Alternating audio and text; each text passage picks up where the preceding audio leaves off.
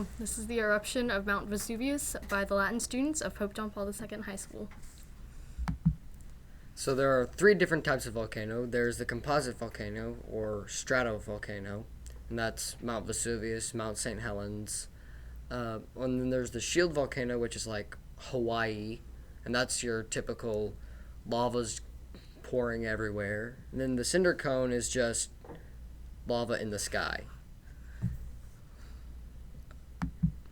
So the Mount Vesuvius was the most destructive type of volcano, being a stratovolcano, which is also a subduction zone volcano where the plates come together and one goes underneath the other one, causing the lower plate to melt, and then magma comes up and then creates a volcano.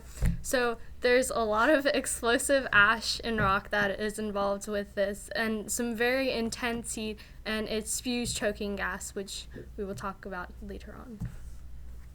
And that is a dead guy, basically, a cast of a body preserved in the ash.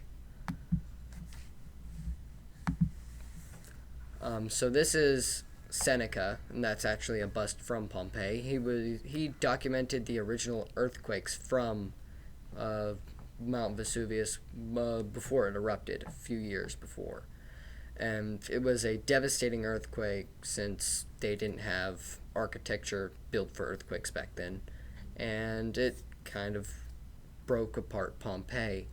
And he advocated the study of volcanoes and earthquakes through observation instead of just, the gods are angry at us, that kind of thing. So this is a picture of Pliny the Younger, who was an eyewitness of the explosion in the eruption in 79 AD. Because of his observations, the cloud of ash and pumice that comes up out of the volcano, so like, woo, yeah, that's called a Plinian column.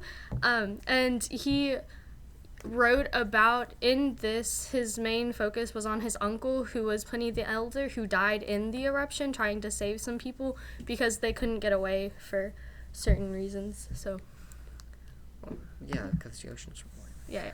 Well, thick clouds of ash. It was, as Pliny the Younger describes it, nox omnibus noctibus nigrior densiorque. Darkness blacker and denser than any night. These ash clouds filled the air, laying heavily upon the ground, and blotted out the entire sun. That would be, I don't know about you, but I would flip.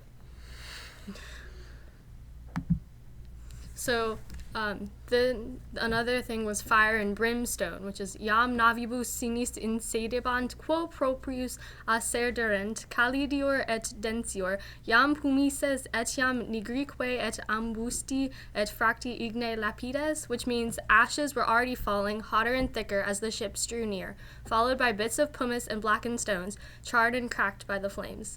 So basically, the fire it caused such an intense heat that people were almost burning alive because it was making the oceans, as you said earlier, the oceans boil, and so ships were having a hard time getting away, and the only really safe place to go was uphill, and there wasn't really anywhere else. Like, if you were anywhere near there, you wouldn't really have a good chance of escaping because you can't really move that fast on foot.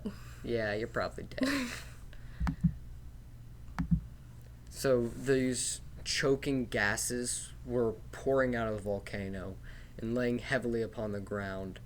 And as Pliny the Younger says, flammae odorque sulphuris, the flames and the smell of sulfur.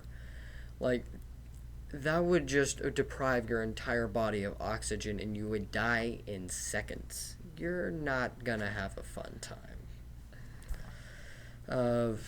Yeah.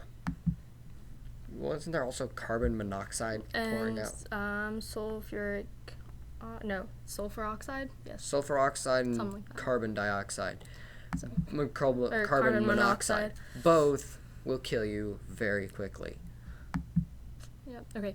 So, in the aftermath of this, people knew about it, but it was kind of, since it was buried, no one really knew in a way about it. So it wasn't rediscovered until 1748 by a peasant who was digging for a well and found some interesting artifacts.